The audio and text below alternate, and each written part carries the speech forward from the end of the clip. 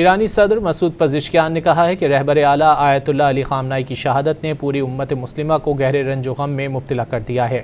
X پر جاری پیغام میں شہید سپریم لیڈر کو خراج عقیدت پیش کرتے ہوئے انہوں نے کہا کہ یہ سرخ عروج سفر کا اختتام نہیں بلکہ ایک نئے باب کا آغاز ہے۔